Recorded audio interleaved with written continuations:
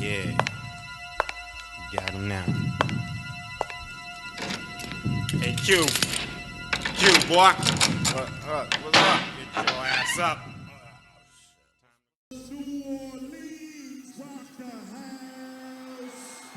After exploding onto the scene alongside the other members of NWA in 1988 with Straight Outta Compton and helping to shape the sound and aesthetic of hip-hop to come, Ice Cube split acrimoniously from the group in 1989 and began focusing on recording his own debut album, which was to be the second or third solo album by a member of NWA, depending on how you want to count them.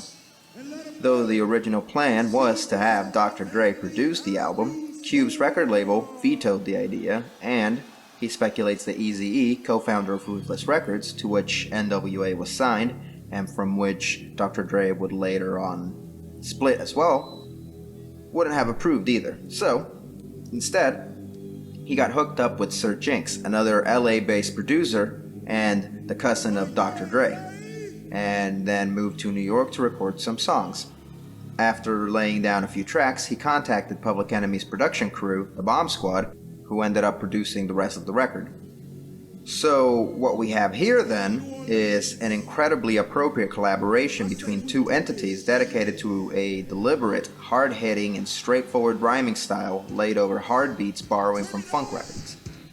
Around the same time, Public Enemy were recording Fear of a Black Planet, where Ice Cube makes an appearance alongside Big Daddy Kane on the track Burn Hollywood Burn, which, coming out before America's Most Wanted, was actually the first instance the world got to hear of the Cube PE axis. Conversely, both Chuck D and Flava Flav make appearances on this record, and every time it's a ringing success, or every time the collaborations happen. I'm not just talking about Chuck and Flav being on this record, I'm also talking about Ice Cube being on the Public Enemy record. Though the beats produced for Cube by the Bomb Squad are generally not as chaotic and noisy as those made for Public Enemy, barring Endangered Species, where Chuck D makes a rapping appearance, the more stripped-down funk works extremely well as a backing for Cube's takes on ghetto life and rallies against the institutional racism and high crime rates faced by Black Americans around the time of the album's recording, especially in the South Central Los Angeles area. The production for the album works so well that there is no severe distinction between the tracks produced by Jinx and the ones produced by the Bomb Squad, which can be a problem that arises whenever an album has multiple producers and everyone has a different vision for how it should sound, and it just leads to albums that feel messy and pointless and just visionless. That's not a problem here. It all flows so smoothly from one end to the other, never really losing too much steam or immediacy, so it just works. This is 1990 hip-hop though, so most of the tracks are still, as far as tempo goes, relatively quick, especially if you compare them to the slow funk that the West Coast would become notorious for in a few years, and can, because of the fact that it came out in the formative time period that it did, sound pretty dated to modern ears.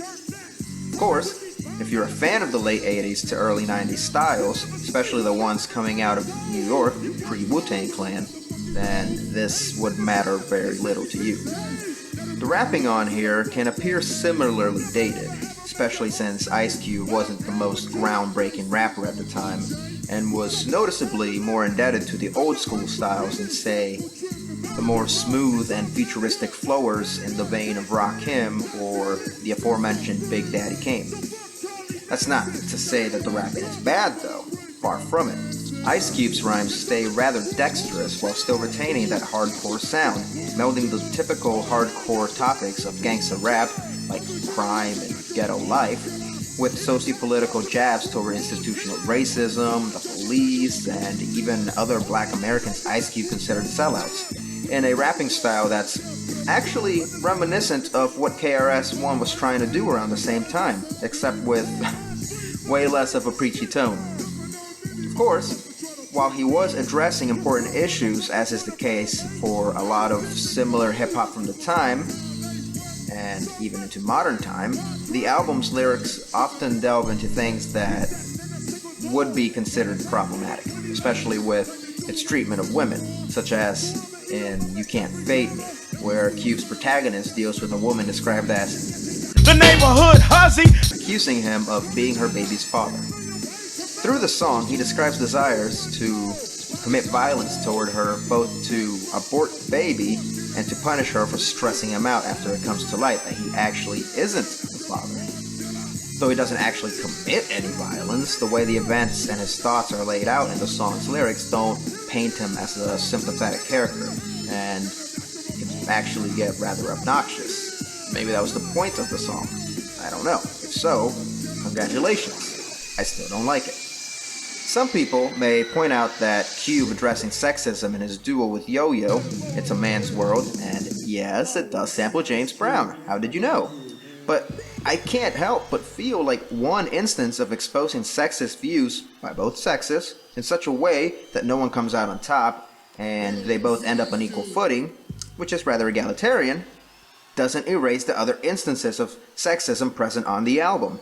It feels more like lip service at that point. I'm not saying the song is lip service necessarily. I'm just saying it can feel that way. The song is good. The song is kind of important, I'd say. You know, it shows a different side to what Ice Cube was doing at the time, you know, coming off the back of a bitch is a bitch is a bitch is a bitch, you know? I'm just saying this to say what's what. I'm not necessarily very upset about it, since I understand the cultural context of the album's release. But some people might be. And speaking of things that people might be upset about, there is a rumor that I heard recently that is of tentative veracity floating around that the lyrics were ghostwritten by Cube's cousin and rapper Del the Funky Homo Sapien. Though I couldn't find any hard evidence for it, I figured I might as well put it out there for people who care about that, which, interestingly enough, would include Ice Cube. Were it true, I would definitely look at the album differently and feel differently about it, in theory. I'd still enjoy it, I'd still listen to it, but, you know, Ice Cube, to me, would lose a little bit of respect. But until the evidence surfaces, I'm still in the camp subscribing to the theory that maybe O'Shea Jackson actually wrote the lyrics himself. Who knows? So, this album is good. It doesn't have the earth-shattering impact of Straight Outta Compton or The Chronic, but it definitely made more of a splash than, say, Shock of the Hour, or One More Nigga to Go, or Brother Arab, and it's of higher quality than Easy Does It. And it led to a sustainable music and acting career for Q. If you're looking for timeless music, this won't hold up, since it's very much a 1990 hip-hop record.